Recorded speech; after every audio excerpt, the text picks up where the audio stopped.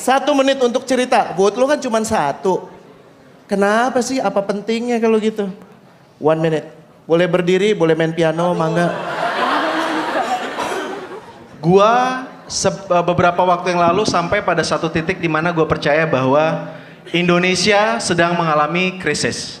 Kenapa saya bilang krisis? Karena dari yang saya lihat, saya dengar, kemudian saya baca bahwa Indonesia dari mulai yang paling atas tuh yang paling powerful, paling kaya sampai yang paling bawah, yang paling miskin, kita semua punya potensi untuk menjadi selfish ya.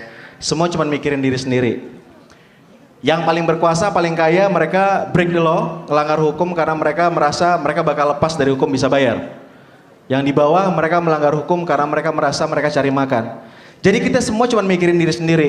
Karena itu ada yang namanya korupsi sangat merajalela di Indonesia itu karena kita tidak memikirkan orang lain. Karena apa? Karena kita tidak memiliki pemimpin yang bisa kita look up. Tidak punya pemimpin yang bisa jadi teladan. Semua teladannya juga seperti semua pemimpin juga seperti itu. Sampai akhirnya muncul seorang sosok bernama Pak Jokowi. Pertama kali saya ketemu secara personal ketika kita sama-sama ngisi acara di acara Pecak Kucak tahun 2010. Ngomong singkat, tapi dari ngomongin singkat saya bisa dapat kesan bahwa dia adalah orang yang sincere, sangat tulus. Pada waktu dia menjadi gubernur Jakarta, itu efeknya saya rasakan sendiri. Kebetulan saya harus ganti KTP pada waktu itu. Beberapa bulan setelah dia naik jadi gubernur. Saya biasa kalau ngurus KTP sendiri, memang sesuai prosedur dan biasa lama banget. Teman saya juga mau bikin KTP baru dan biasanya dia selalu nyogok. Ketika dia mau nyogok, tuh orang kelurahan bilang, wah sekarang udah nggak bisa Pak, saya takut dijokowikan. Dan ketika saya ngikutin prosedur cepet banget. Sesimpel itu bisa saya rasakan. Terus saya kalau misalnya kerja selalu ke arah Jakarta Barat tuh. Ada tempat yang kumuh banget sebelah kiri kalau naik gitu ya, jalan ke atas gitu kelihatan tuh jorok banget. Beberapa bulan setelah Pak Jokowi naik, itu bersih. Itulah Waduk Pluit. Kalau saya harus kerja, karena saya freelance, kerja kemana-mana. Kalau saya harus kerja ke arah Tanah Abang, itu biasanya 2 jam. Sekarang 10 menit saya bisa 3 kali muter. Dan untuk bikin itu tertib, tidak ada pertumpahan darah seperti zaman dulu. Efek Jokowi sudah saya rasakan. Efek yang satu lagi, belum saya rasakan. Pernah saya rasakan dulu, tahun 98.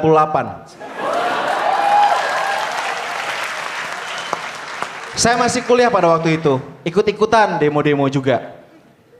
Dan ketika itu terjadi, itu patah hatinya sebagai manusia yang tinggal di Indonesia luar biasa. Kedua efek tadi saya bedakan. Berikut juga info-info yang saya kumpulkan. Semua data, ada angkanya, semuanya secara saintifik. Saya memutuskan dari 2 hal tadi, efek yang saya rasakan dan data info yang saya kumpulkan, saya memilih Jokowi.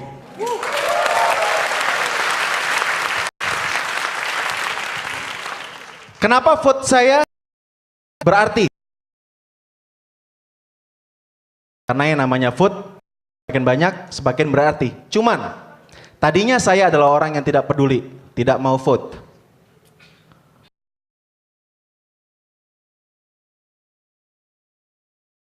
Tidak mau dosa kalau Indonesia dipimpin oleh seseorang yang tidak akan membawa Indonesia.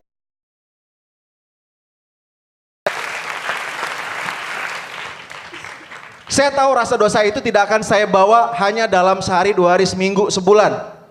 Minimal 5 tahun. Minimal 5 tahun. Kok mau nangis? Tadinya mau ngomong sebentar kakak. Aku gak bisa gini terus. Oke. Sekarang masalahnya apa? Ini orang sekarang sudah memutuskan untuk memilih. Ada yang milih Jokowi, ada yang milih Prabowo. Yang memilih, betul ya Prabowo kan? Atau bukan? Yang milih Jokowi itu? Joko, panggilan cintanya itu Wowo. Oh, Wowo, oke. Gini, kalau misalnya kita mau membuka mata, ngumpulin data ya. Betul-betul baca, jangan baca black campaign segala macam. Sudah pasti milihnya Jokowi. Gitu ya. Tapi mereka sudah memutuskan untuk memilih Prabowo. Nggak tahu kenapa. Apa karena, nggak sadar? Mungkin. Apakah mereka sudah terbutakan oleh sesuatu hal, black campaign? Kalau misalnya mereka kemakan black campaign ya memang itu sudah by nature mereka tidak terbuka pikirannya gitu ya. Nah sekarang yang harus kita convince, yang harus kita yakinkan untuk memilih adalah orang yang belum memutuskan. Saya memilih untuk meninggalkan produk-produk masa lalu, masa Orba. Saya memilih untuk terbuka. Saya ingin menularkan kesadaran. Dan yang saya minta dari teman-teman saya kalau saya ngomong, saya nggak bilang pilih Jokowi karena kalau milih Jokowi gini-gini, milih Prabowo gini, enggak. Saya minta mereka untuk terbuka, mengumpulkan info sendiri, data sendiri. Karena pada masa sekarang, informasi itu gampang banget ya. Buka handphone, bisa buka segala portal, berita. Kecuali Viva News, jangan. Ada aplikasi yang namanya Pulse. Ada yang namanya banyak berita ya, bisa gampang banget. Informasi di tangan kita, zaman dulu nggak ada Google. Informasi di zaman kita, sekarang gampang banget. Kalau misalnya kita nggak melihat informasi untuk memutuskan sesuatu yang sangat penting bagi diri kita sendiri, itu dosa teman-teman. Kita generasi muda yang sudah terbiasa sama ini, kalau misalnya kita nggak lihat informasi, nggak melihat kebenaran, itu dosa buat kita. Ya, kumpulkan data. Google paling gampang. Google aja coba. Google kenapa Prabowo disebut tegas? Nggak ada jawabannya.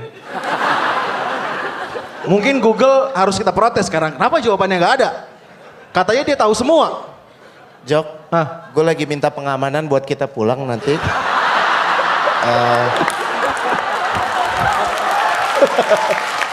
Udah. Gitu ya.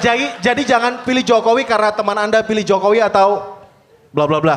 Kumpulkan info, data ada. Kalau misalnya kita lihat data, pasti kita akan memilih yang terbaik, Jokowi. Dan sekarang nih, nggak ada saatnya kita malu-malu, nggak ada saatnya kita cuman apa gitu, ya terserah dia segala macam. Tularkan yang benar, tularkan kesadaran untuk bisa mencari, memilih dan memutuskan yang terbaik siapa. Beritakan kepada semua, tanggal 9 Juli jangan sampai menyesal keesokan harinya. Pilih nomor 2 Jokowi.